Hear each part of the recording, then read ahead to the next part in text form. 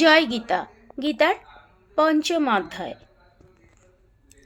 শ্রী ভগবান বলিলেন, পণ্ডিতেরা বলেন সংসার স্বরূপ অসত্য বৃক্ষের মূল ঊর্ধ্বে, শাখা অধ দেশে। বেদে সবই বৃক্ষের সজীব পত্র। ইহার জ্ঞান যাহার হইয়াছে, তিনি প্রকৃত বেদবিদ বলিয়া কথিত। এই সংসার বৃক্ষের শাখা সকল নিম্নে ও ঊর্ধ্বে বিস্তৃত রহিয়াছে। ইহার মূল সকল নিম্নে মানবলোকে গিয়াছে। জয় গীতা। এই সংসারের প্রকৃত রূপ বোঝা যায় না। ইহার আদি অন্ত মধ্য স্থিত কিছুই বোঝা যায় না। যে সব জ্ঞানীজন আসক্তি রূপ দৃঢ় অস্ত্রাঘাতে এই অসত্য বৃক্ষের মূল ছেদন করিয়া বৃক্ষকে জানিতে পারেন, তাহাদের আর ফিরিয়া আসিতে হয় না। যিনি সকল প্রবৃত্তির উৎস, সেই পরম পদে মন সমর্পণ করেন। যাহারা অভিমান ও মোহগ্রস্ত হইয়াছে, যাহারা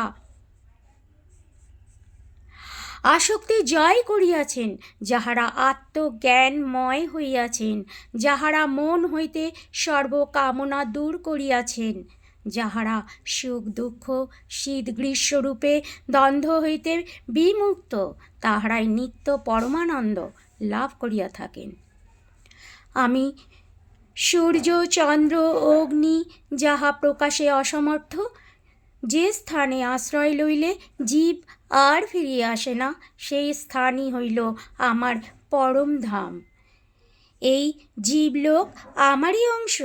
প্রলয়কালে জীবাত্মা মন ও ইন্দ্রিয় সকলকে লইয়া প্রকৃতিতে অবস্থিত হইয়া আবারও সংসারে আসিয়া ভোগে লিপ্ত হয়। বাতাস যেমন ফুলের গন্ধ বহন করিয়া অন্য ফুলে গমন করে, সেরূপ জীবাত্মা দেহকে ছাড়িয়া জ্ঞান ও মনকে বহন করিয়া আবার দেহান্তরে গমন করে। কর্ণ, চক্ষু, নাসিকা, জিহ্বা, ত্বক, এই পাঁচটি জীবাত্মা মনকে আশ্রয় করিয়া বিষয় ভোগ করে। দেহান্তরগামী বা দেহস্থিত আত্মাকে বিমূঢ়গণ দেখিতে পায় না। জ্ঞানীরা জ্ঞান চক্ষে সবই দেখিতে পান।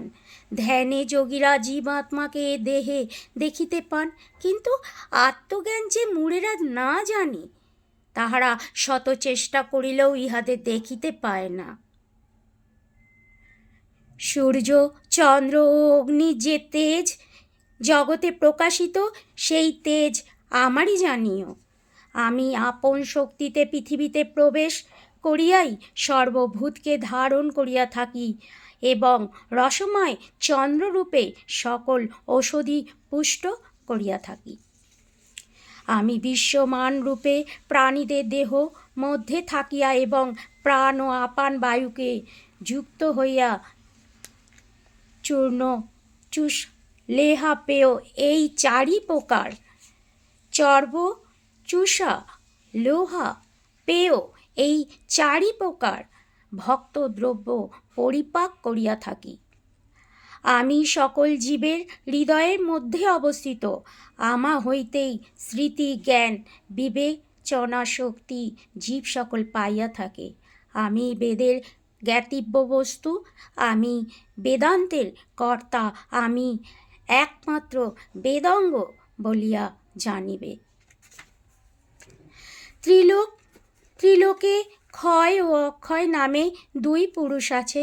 তাদের মধ্যে সমস্ত জীবের সঙ্গে যিনি একত্র হইয়া আছেন, সেই সর্বভূতকে ক্ষয় বলে, আর কটুক্ষ পুরুষকে অক্ষয় বলে। এই ক্ষয় ও অক্ষয় হইতে শ্রেষ্ঠ যে পুরুষ, তিনি পরমাত্মা। ইনি ত্রিলোকে ধারণ করিয়া আছেন। ক্ষয় ও অক্ষর এই দুই প্রকার পুরুষ অপেক্ষা আমি শ্রেষ্ঠ। সেই জন্য আমাকে বিশ্ব ও বেদে পুরুষোত্তম বলিয়া থাকে। যাহার মনে মোহ নাই, যিনি আমাকে পুরুষোত্তম বলিয়া জানেন, সেই সর্বজ্ঞ আমারই ভজনা করেন।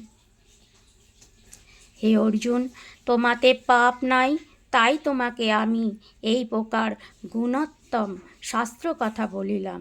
যাহা জানিয়া বুদ্ধিমান হও এবং কৃতার্থ হইয়া থাকো। গীতার ৫ম অধ্যায়। জয় গীতা।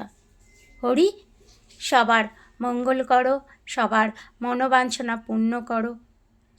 এখন আমরা সবাই ভীষণ ব্যস্ত, হয়তো সময় মতো সবার গীতা পড়া, পুজো পাঠ করা আমাদেরও সময় হয়ে ওঠে না। চেষ্টা করি, ভুল ত্রুটি হলে সবার কাছে ক্ষমা চাইছি।